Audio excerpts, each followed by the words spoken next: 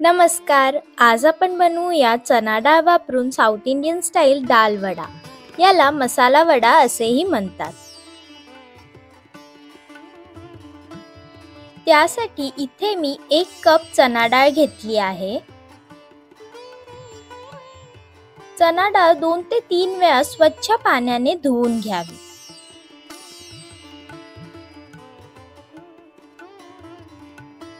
डाळ किमान 4 ते 5 तास तरी भिजत ठेवावी. रात्रभरही ठेवू शकता. डाळ भिजेपर्यंत वड्यांसोबत खाण्यासाठी साऊथ इंडियन स्टाईल लाल चटणी बनवायला घेऊ.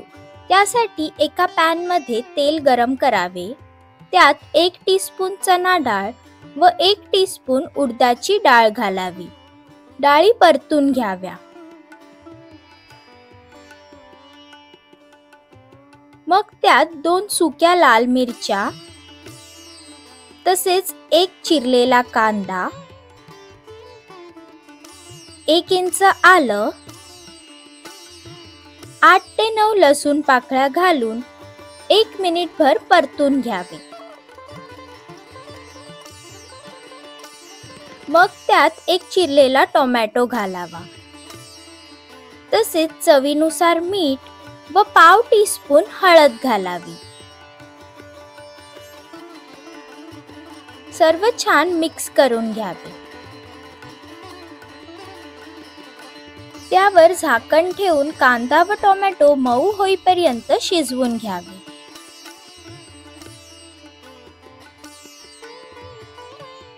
मग भाजलेले सर्व साहित्य थंड होऊ द्यावे.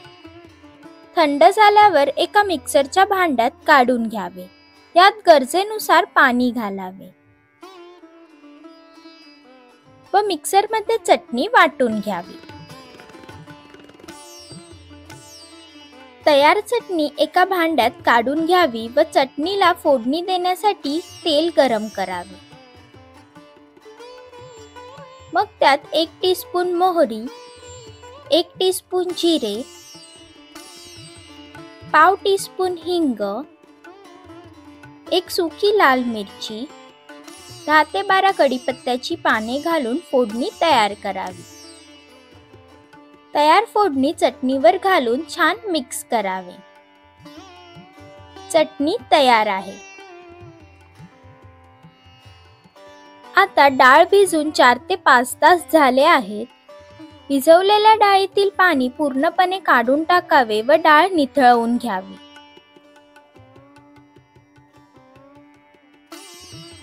त्यातील जवळपास 1 टेबलस्पून इतकी डाळ काढून बाजूला ठेवावी.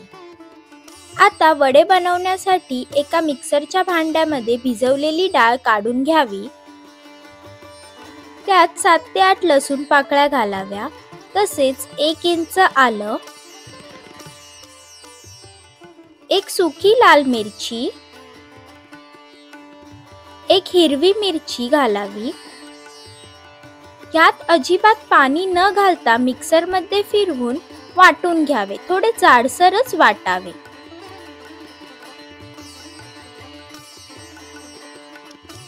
मग एका भांड्यामध्ये वाटलेली डाळ काढून घ्यावी. त्यात 1 बारीक चिरलेला कांदा घालावा. 10 ते 12 कढीपत्ते चिरून घालावे. थोडी बारीक चिरलेली कोथिंबीर घालावी. बाजूला ठेवलेली चना डाळ ही त्यात घालावी.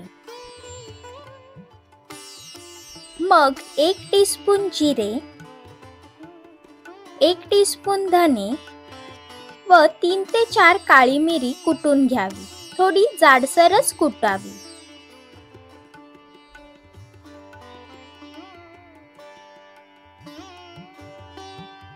ही पूड वड्यांच्या मिश्रणात घालावी.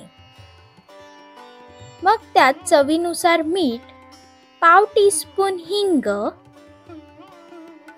व पाव टीस्पून हळद घालावी. सर्व छान मिक्स करून घ्यावे. डाळ वड्याचे मिश्रण तयार आहे. मग हाताला तेल लावून मिश्रणाचे गोल चपटे वडे थापून घ्यावे. वडे जास्त जाडही नाही व जास्त पातळ नाही असे थापून घ्यावे.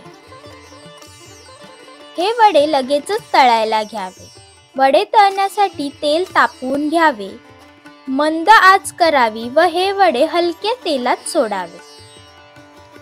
मंद आचेवरच हे वडे तळायला घ्यावे.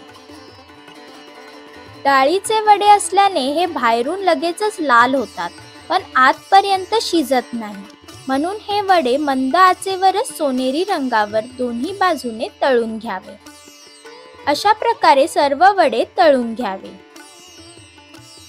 हे डाळ वडे गरम गरम चटणी सोबत सर्व करावे.